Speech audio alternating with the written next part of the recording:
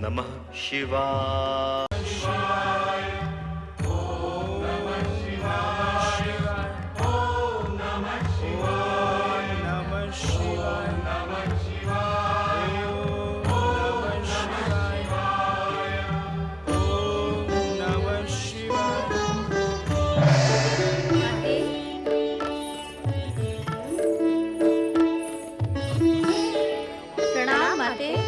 कल्याण भाव। माता, आप यहाँ?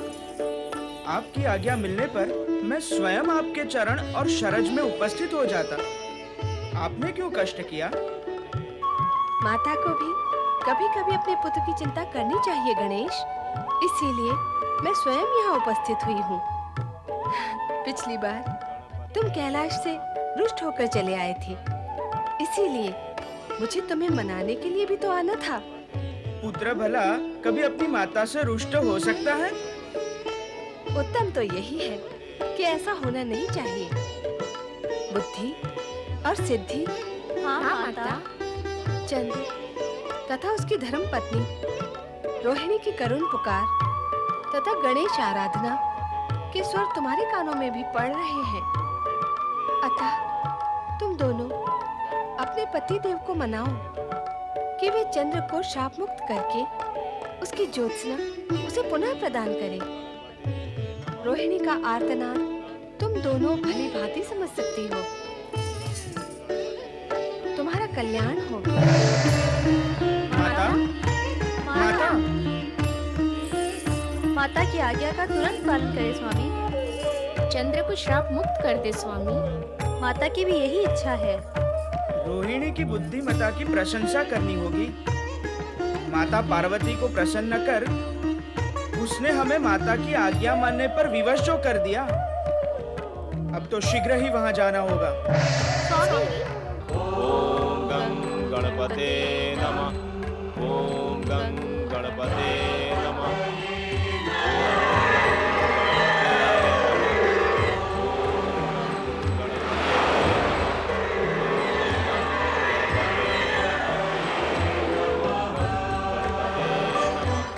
चंद्रदेव, रोहिणी। जय श्री गणेश। जय श्री गणेश। जय श्री गणेश। जय श्री गणेश। जय श्री गणेश। चंद्रदेव, माता पार्वती की कृपा से आपके प्रायश्चित की अवधि बहुत कम हो गई है, अन्यथा युगों तक आप शाप मुक्त न हो पाते। मैं अपने उस कुकृत्य पर बहुत लज्जित हूँ श्री गणेश। मैं प्रायश्चित की अग्नि में जल रहा हूँ।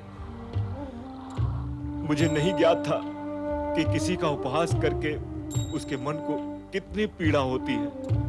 मुझे तो यह भी ज्ञात नहीं था कि प्रतिक्रिया स्वरूप समय आने पर उपहास करने वाले के तन और मन को कितनी पीड़ा होती है। पीड़ा भोगने के बाद अब मुझे ज्ञात हुआ है, यदि उपहास करने का कुकृत्य करने से पूर्व मुझे ये ज्ञात होता तो मुझे ये पीड़ा ना भोगनी पड़ती। मैं आपका अपराधी हूँ श्री गणेश। भविष्य में फिर ऐसी भूल कदापि नहीं होगी। मुझे क्षमा करें, मुझे क्षमा करें, मुझे क्षमा करें। आप जैसे सर्व पूज्य और अग्र पूजा के अधिकारी देव श्रेष्ठ का उपहास करना हमारा अज्ञान और बुद्धिहीनता थी श्री गणेश।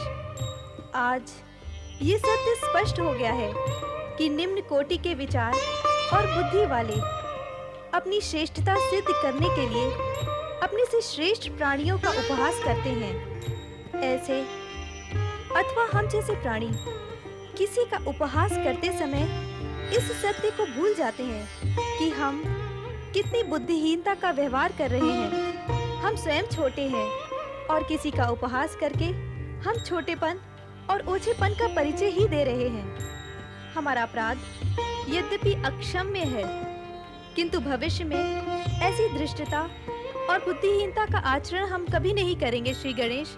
हम कभी नहीं करेंगे श्री गणेश। सुनो चंद्रदेव, जब से इस सृष्टि का निर्माण हुआ है और जब तक प्रलय होगा तब तक उपहास करने वाले हर प्राणी को नारकीय पीड़ा भोगनी होगी।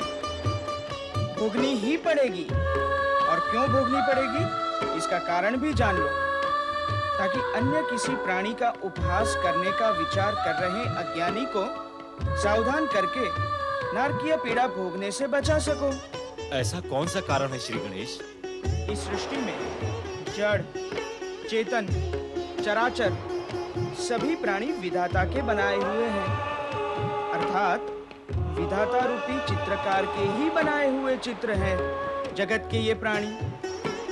किंतु जब कोई प्राणी किसी अन्य प्राणी का उपहास करता है तो वो एक प्रकार से विधाता की कृति का ही उपहास करता है, और अपनी कृति का उपहास करने वाले से विधाता प्रसन्न तो हो ही नहीं सकते, निश्चित रूप से क्रोधित ही होते हैं। फिर उनका प्रकोप उपहास करने वाले प्राणी पर टूटता है, और उपहास करने वाले प्राणी को विधाता के प्रकोप से भला बचा भी कौन सकता है। इसके फलस्वरूप उसे नारकीय पीड़ा भोगनी ही पड़ती है, जैसे कि तुमने भोगी है। यदि आपका बताया हुआ ये ज्ञान जगत के सभी प्राणियों को हो और वो नारकी यातना से बच सके, ज्ञानी तो अवश्य बच जाएंगे, किंतु सभी तो इस जगत में ज्ञानी है नहीं। अज्ञानियों को तो अपने अज्ञान के कारण यह पीड़ा भोगनी ही होगी, किंतु समय रहते तुम सचेत हो गए। ये तुम्हारे हित में ही हुआ। जो हुआ वो आपकी दया और कृपा से हुआ श्री गणेश। नहीं, यूं कहो कि माता पार्वती की कृपा से हुआ। यद्यपि इस सत्य को तो वो भी जानती हैं कि प्राणी अहंकारवश अपने को श्रेष्ठ और दूसरे को निकृष्ट मानकर ही किसी का उपहास करता है, किंतु विधाता को यह प्रिय नहीं कि कोई अन्य उनकी कृति को निकृष्ट समझे। विधाता की यही अप्रियता क्रोध और प्रकोप का रूप धारण कर लेती है। ये सब जानते हुए भी माता पार्वती ने तुम पर कृपा की, तो हमारे मन में भी करुणा उत्पन्न हुई और हम यहाँ चले आए। आपके दर्शन से हम धन्य हुए श्री गणेश। चंद्र, तुम शाप से मुक्त अवश्य हो जाओगे, किंतु तुम्हारा ये अपराध जगत में जन जन को स्मरण रहे, ताकि कोई प्राणी किसी का उपहास करने की अज्ञानता न करे।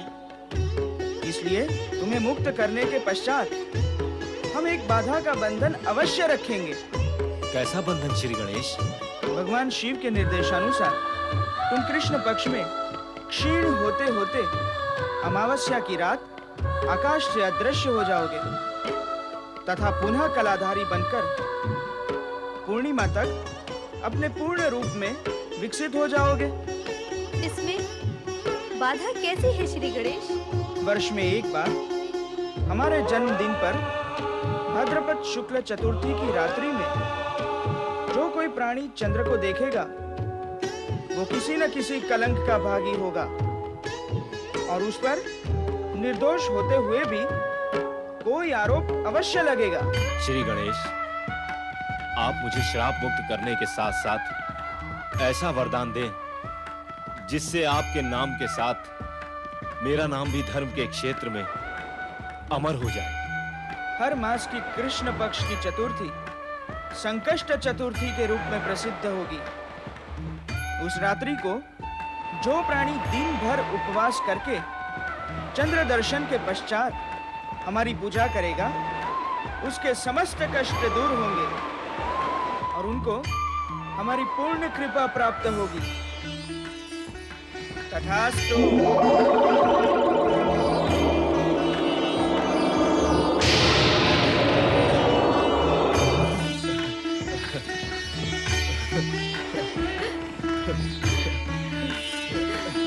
जय गणेश।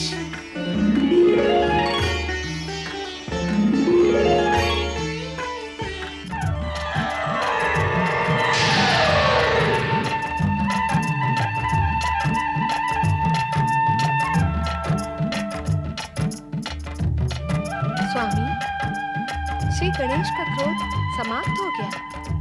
ये सब तुम्हारे कारण हुआ है देवी। तुमने गणेश को शाप मुक्ति के लिए प्रेरित करके सारे जगत की शुभकामनाएं अर्जित की। तुमने संपूर्ण जगत का कल्याण किया है। जगतवासी तुम्हारे इस उपकार के लिए सदा तुम्हारे ऋणी रहेंगे। अब चारों ओर उत्सव का वातावरण है।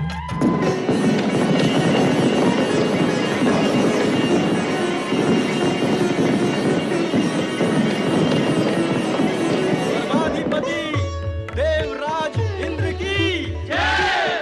परम मित्र चंद्रदेव और देवी रोहिणी की जय।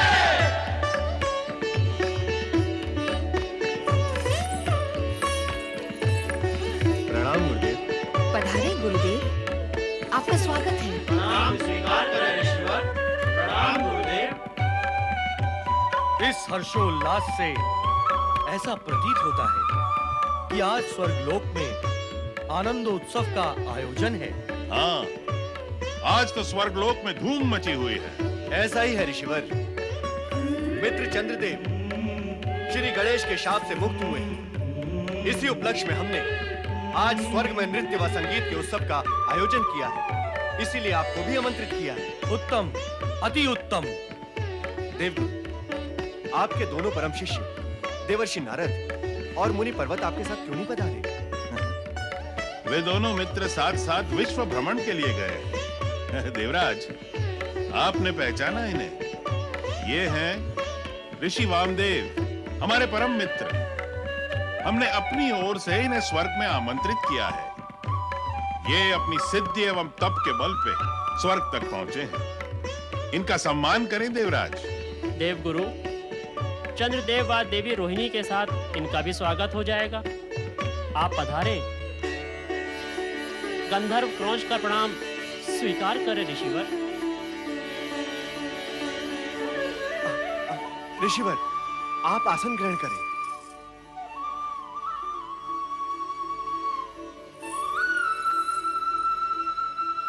नृत्य आरंभ हो।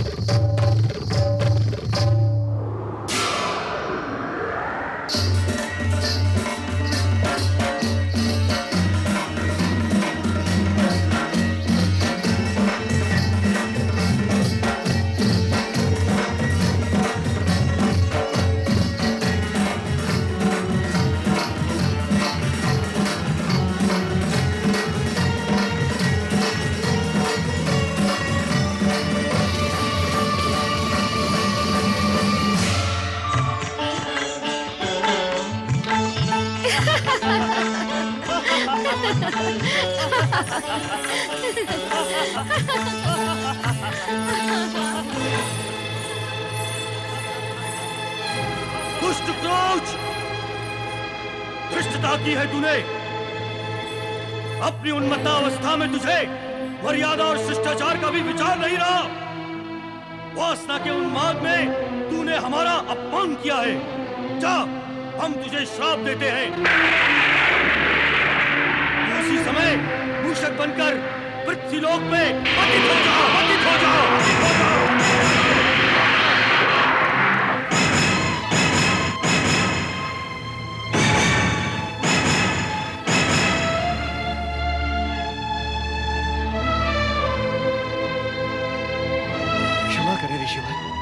क्षमा करें। क्रौंच गंधर्व की तनिक सी भूल का इतना कठोर दंड ना दें। आपका अपमान करना क्रौंच गंधर्व का उद्देश्य नहीं था ऋषिवर। क्रोध को क्षमा कर दे पूज्यवर, क्षमा कर दे। आप तो तप ज्ञान और क्षमा का भंडार है। आपकी क्षमा से क्रौंच को नया जीवन प्राप्त होगा ऋषिवर। अपना शाप वापस ले ले ऋषिवर। नहीं, कृपा कर अपना शाप वापस ले ले। एक बार दिया हुआ श्राप कभी वापस नहीं लिया जा सकता।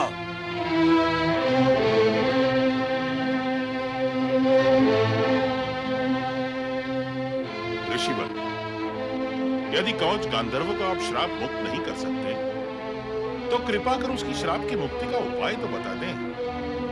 अन्यथा देव सभा के सम्मुख मैं ही दोष का भागी माना जाऊंगा, क्योंकि आपको यहां लाने का आग्रह मेरा ही था और आप मेरे साथ ही यहां आए।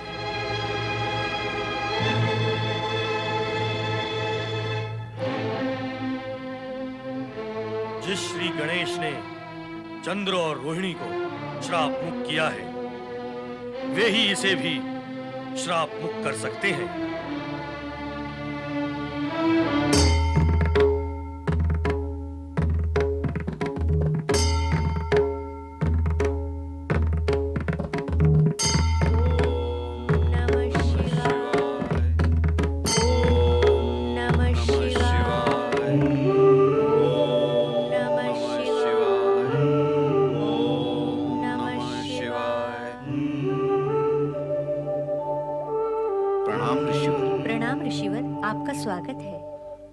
ऋषिवर पाराशर, देवी वत्सला, विधाता आपका कल्याण करे। ऋषिवर, आप उद्विग्न दिखाई दे रहे हैं। हाँ ऋषि पाराशर, देवगुरु बृहस्पति ने हमें स्वर्गलोक में आमंत्रित किया था। अपनी तपोसिद्धि के बल पर हम सदैव स्वर्गलोक गए भी थे, परंतु वहां हमें एक कटु अनुभव हुआ। कटु अनुभव? कैसा कटु अनुभव? क्रोच नाम के एक गंधर्व ने हमारे साथ दृष्टता की और हमने उसे श्राप दे डाला। तब से हमारा मन अत्यंत उद्विग्न है। मन कहीं टिक नहीं रहा है। सर्वविदित है कि अपनी व्यथा दूसरों को ज्ञात कराने से तनिक शांति का अनुभव होता है। इसलिए मैंने अपनी मन की दशा आपको ज्ञात करा दी, ताकि मन शांति का अनुभव कर सके। अच्छा, अब हम चलेंगे।